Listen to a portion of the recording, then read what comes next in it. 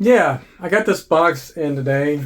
I don't know what's in this box. I've gotten so many CGC boxes in lately. I forgot. I guess I could look at the tracking number, but why don't we just open it up and find out together what this is?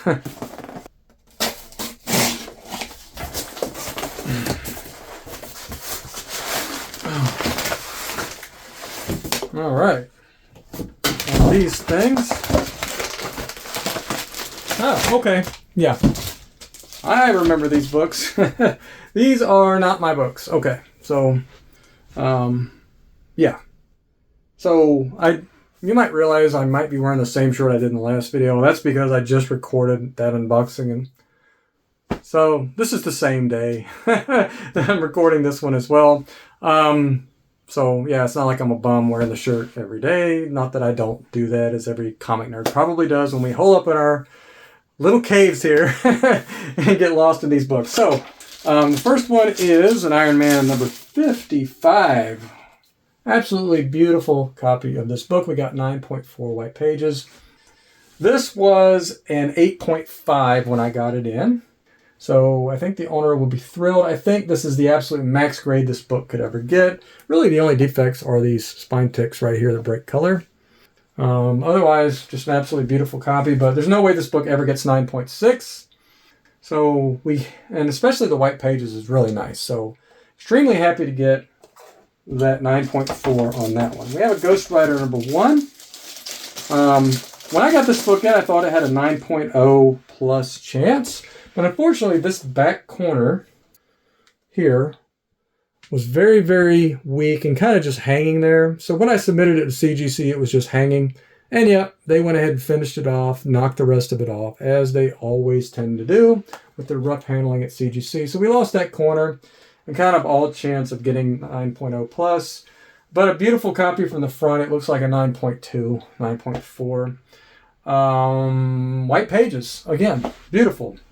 So it started, I believe, as a 7.0. So we're still getting a significant bump. I know the owner's going to be happy with the 8.0. It's just unfortunate that I almost didn't want to submit this book because that it was completely intact there. I just knew that was going to get knocked off by anybody rough handling this book. Like somebody grabs it there, it's just going to come off. So, I mean, I was hopeful that they wouldn't do it, but they did it. And, lost us a full grade point, I believe, on that book. Okay, last but certainly not least, this was an 8.0 before I worked on it. I did a significant amount of work on this book, and it presents infinitely better now than it did before I first worked on it. If I can find a picture, I will send that to you. But yeah, it was an 8.0, and we ended up getting 9.0 white pages, which is just absolutely tremendous on this book. I thought for sure it would get off-white or off-white to white pages. So I just unboxed a 9.8 copy of this book that had whiter pages than this one.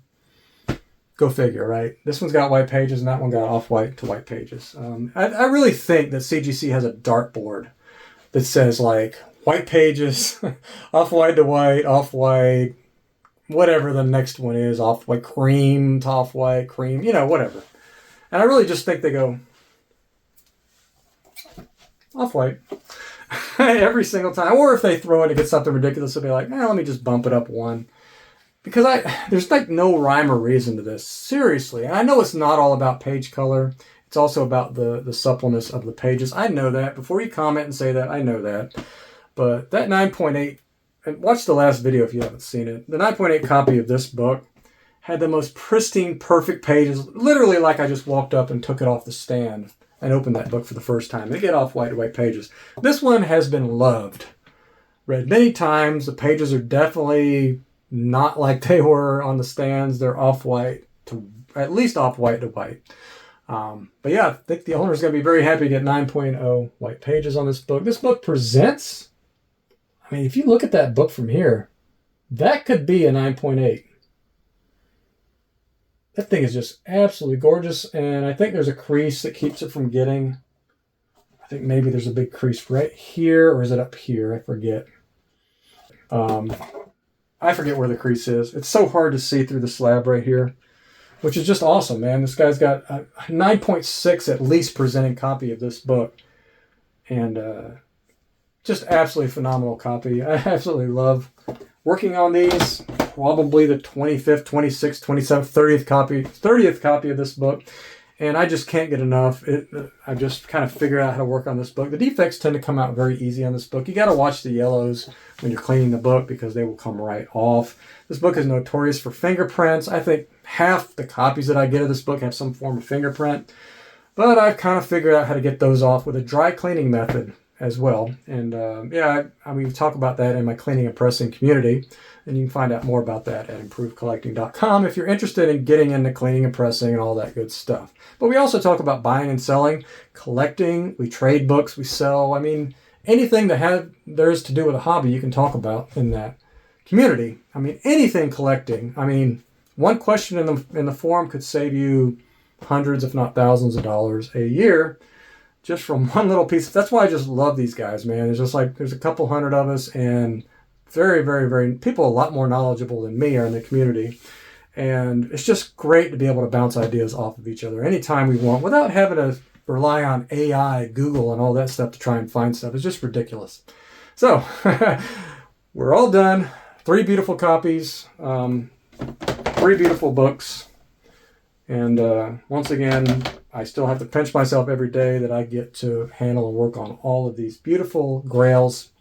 And yes, like a dream come true. So thanks for watching. Stay nerdy, and I'll see you in the next video.